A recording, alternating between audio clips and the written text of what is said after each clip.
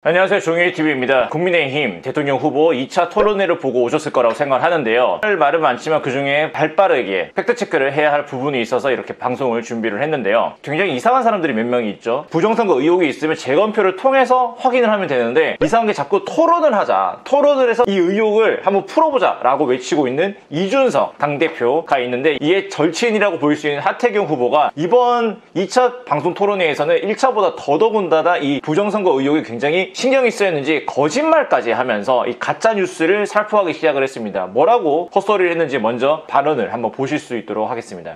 비정상적인 투표지가 나온 것 때문에 대법원에서 조작된 증거가 없다고 발표를 했습니다. 물론 그렇습니다. 대법원에서 그런 판결을 했는데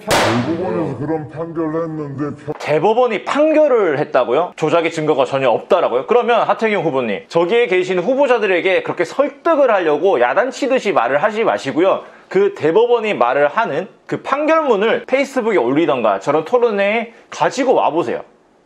못 가지고 오시죠? 왜냐? 대법원이 아직 판결을 안 했으니까요. 6월 28일 날 대법원이 재검표를 진행을 했고 굉장히 이상한 투표지들이 굉장히 많이 발견이 됐고, 대법관들도 이건 이상하다라고 인정을 해서 증거로 채택을 해서 가져갔습니다. 그리고 그 이후에 그 증거들에 대해서 검증을 하겠다라고 했는데 아직까지도 검증을 안 하고 그 어떠한 판결을 내리지 않았습니다. 그런데 이렇게 실시간 시청자 수만 4만 명이 넘는 토론회에서 당당하게 국회의원이자 대통령 후보자이신 하태경 의원이 이렇게 이야기하시면 상당수 많은 사람들이 작년에 있었던 총선에 부정선거 의혹을 제기한 사람들이 굉장히 많은데 이미 판결을 내렸는데 아직도 불복을 해가지고 음모론에 쫓아서 신봉하는 사람들이겠구나 라고 착각을 하겠죠. 심지어 어제도 추석 연휴임에도 불구하고 TV조선에서 엊그제 최재형 후보가 페이스북에 이번 선거에 관련해가지고 각종 문제점이 있다, 이에 대해서는 선관위가 정확하게 입장 표명을 해야 된다 라고 포스팅을 했습니다. 이에 대해서 TV조선, 뉴스원, 기타 등등 수많은 언론 보도가 이어졌는데, 그 중에 TV조선 같은 경우에는 방금 하태경 후보가 말한 것처럼 똑같이 뭐라고 말했냐면요. 앞서 대법원은 지난 6월 28일 민경욱 전 미래통합당 의원이 제기한 선거 무효 소송과 관련해 재검표를 진행해 사전투표지 등 조작은 없었다는 결과를 발표했다 라고 기사를 썼습니다. 하지만 이것은 거짓말입니다. 이러한 결과를 발표한 적이 없고, 이 기사를 본 민경욱